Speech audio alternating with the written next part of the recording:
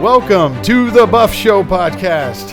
We are broadcasting from Appeals Law Group, the House Scott McGarrell law firm in Central Florida. You can visit them at appealslawgroup.com, and we're brought to you in conjunction with the American Adversaries radio show.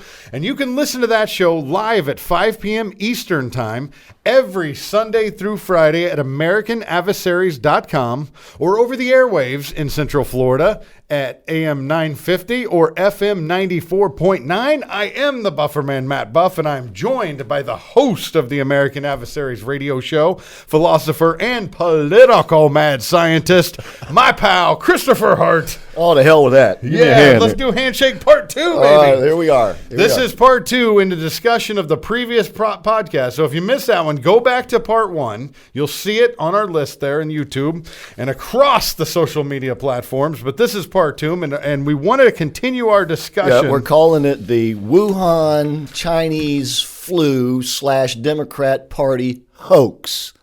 That's right. When this is all done, that'll be the name of the book, too. That's it. But this is part two of that discussion. We left off talking about the plot to destroy the American, not just economy, but society as it is, not just from outside, but from the inside, Chris. Yeah, once again, just a real quick synopsis.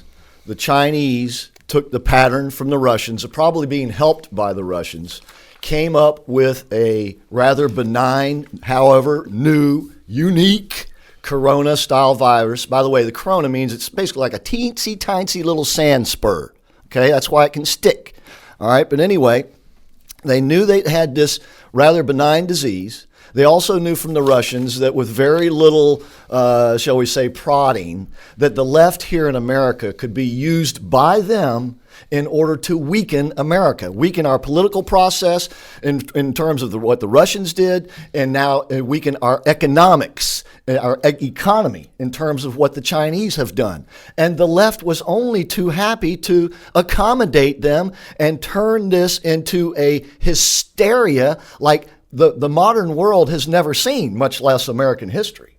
Yes, indeed. And we've even, and when we say this isn't just coming from us. Like we mentioned in the last episode. It comes from us first, but. It does come from us first, but when we were talking about the task force, and I like how they moved their briefings to primetime. Yeah. That's been a cool thing. Yeah, but now the media is trying to boycott them. How about that? That's right, but don't let them. Another little tip for the Chinese there. That is. And, they're following in line with the propaganda, like you said. But I want to reiterate how one of the top doctors on the case, Dr. Deborah Bricks, said that the underlying cases and results are just not the big natural disaster that people thought it was going to be. Nope. So we called it because when you talked about the radio show, talking about the numbers just aren't adding up, go to AmericanAdversaries.com and listen to the past podcast, or go to the Buff Show too. You can hear us talking about it on that show a few weeks ago.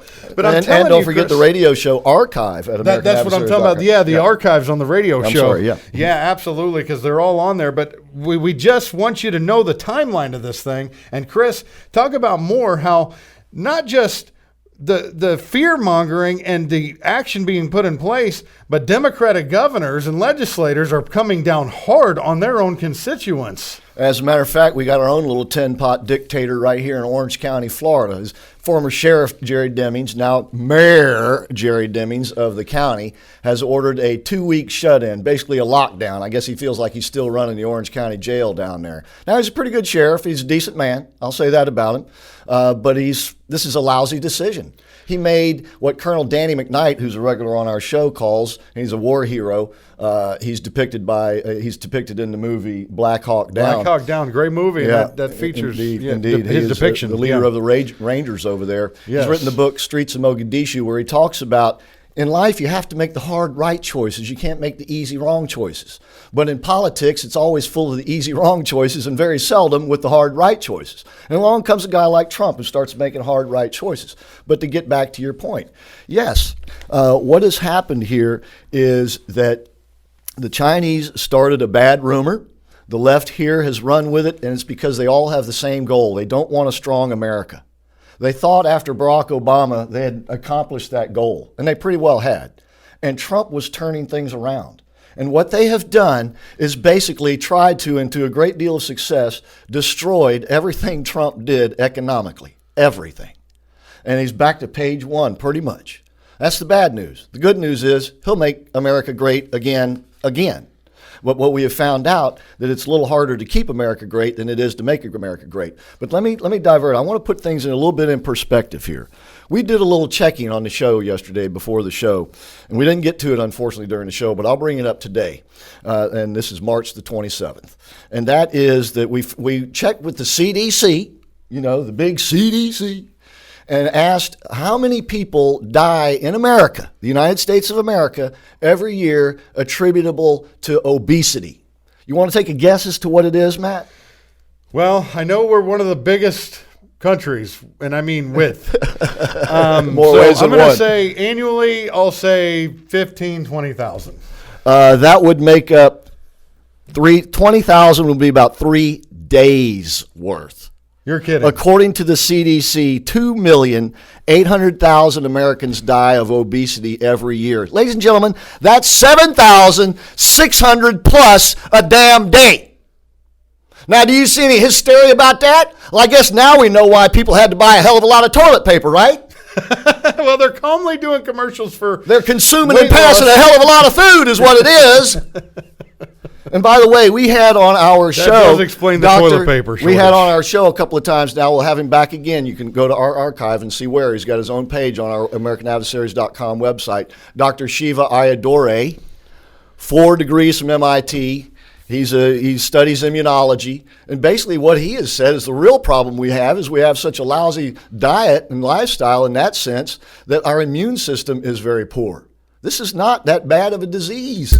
And that's not just me saying so. Excuse me for hitting the microphone. Well, I'm very proud of what we've done in the United States because the death rate's around the 1% level. I mean, that's about as low as you can get for a disease. So, I mean, it's very contagious, but not very deadly. Don't you love all the left, too, who keep saying, oh, don't you have any humanity? Don't you have any compassion? Of course, they're the most hateful, cruel people you ever meet. But where's their compassion when it comes to abortion? Sticking needles in the brains of children and sucking them out? Where is that? How in the hell is that compassionate? When we talk about the daily numbers of that, we're in the hundreds, okay? Hundreds. No, it's. I think it's like 3,500 a day. Oh, I was talking about just Florida. Oh, yes. Yeah, but nationally, yeah. yes. So you got about 3,500 kids we're killing on purpose a day, and about 7,600 of us are dying because we're obese a day, and we're worried about a little teensy-tiny little sand spur. And don't talk to us about compassion because it's our president and our side that is trying to fix this disease. And in our next segment coming up, we're going to talk about who's stopping you from getting money that should be coming to you because of lost wages. We're going to get into that on the next time.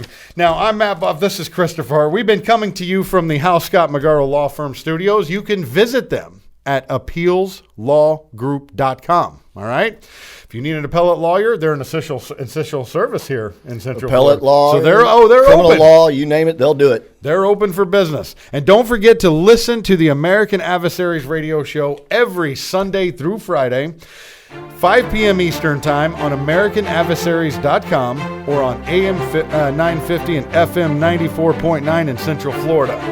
We'll see you for part 3.